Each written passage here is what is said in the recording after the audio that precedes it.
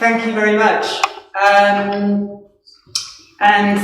it's fantastic to be able to debate this issue with people who I think have really done a lot of deep thinking about it. And I think that there are probably many areas where we might agree, probably more than you might think. At the same time, there are clearly very many areas where we will fundamentally disagree. I do think it is morally permissible for a woman to end a pregnancy at any stage of her pregnancy.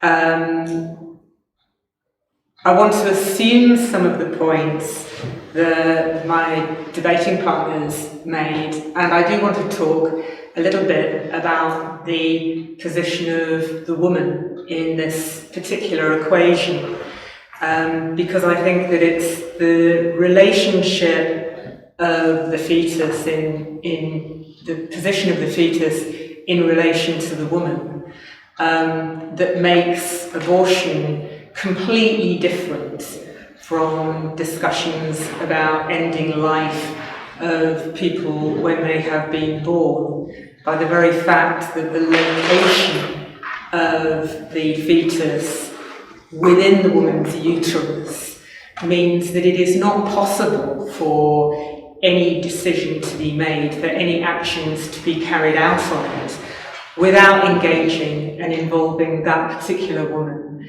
and without, if she does not want that to happen, for it to happen, overrides an important sense of her own autonomy, the integrity of her body and her dignity.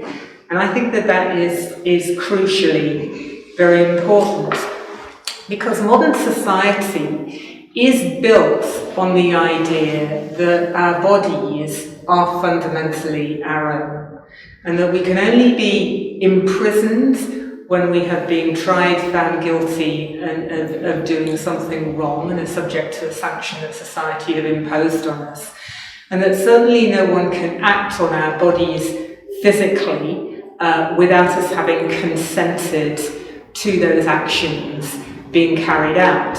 A doctor who carries out an operation without the consent of a woman is responsible for assault. We can't be forced to use our bodies in ways that we don't wish to.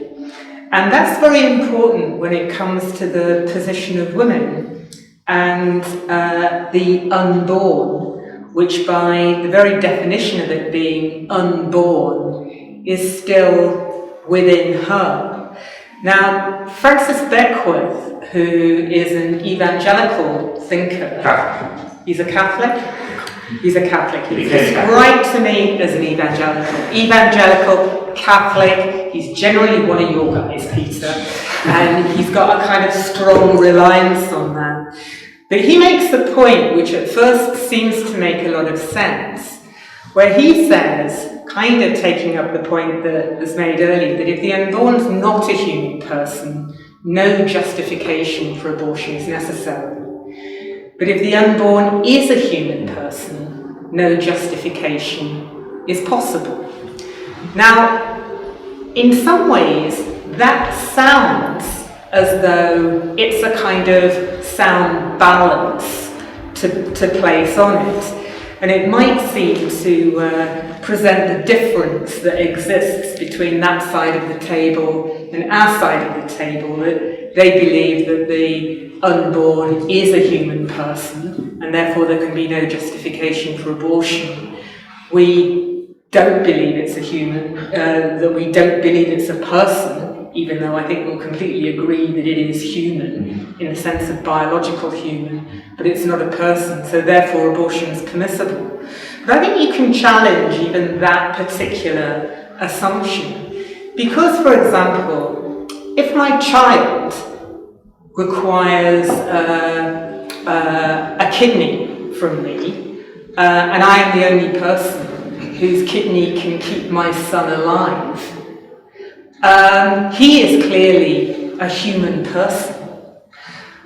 But there is nothing in law, or indeed I think nothing that would compel me, that would force me to give up my kidney, if I am not prepared to do it voluntarily, and if I do not think that that is the right thing to do. And that is because there is generally a sense that you cannot just use people's bodies for other people's ends. You might think that I'm the most reprehensible person in the world for not doing that. But at the end of the day, that is not something that society allows or would indeed condone.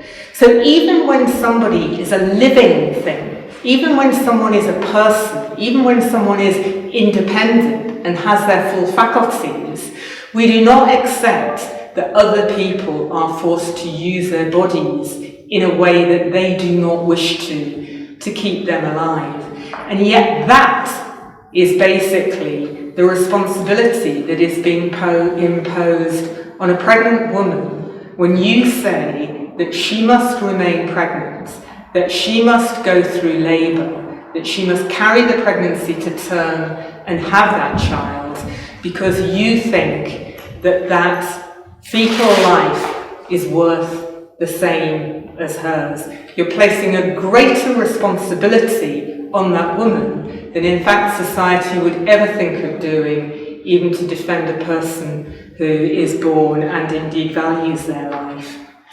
So I think that we have to think very carefully when we think about undermining women's bodily integrity. And we have to think very carefully about what it means to take away somebody's autonomy, to take away their own ability to make decisions about what are the right and the wrong thing to do in a way that affects them profoundly and fundamentally. So while I may disagree with a woman's decision to end her pregnancy, I believe it is fundamentally hers. It's fundamentally hers because nothing can act on that fetus inside her without her being in some way impinged because of that. And I also think that she has the right to follow her own judgment and her own conscience because she will need to live with the decision that she has made for the rest of her life. Now we can debate the status of the fetus and we can debate the moral status of the embryo. And I have to say that I accord the status of the embryo or the status of the fetus with incredibly high moral value. I think the potential to become one of us is incredibly awesome.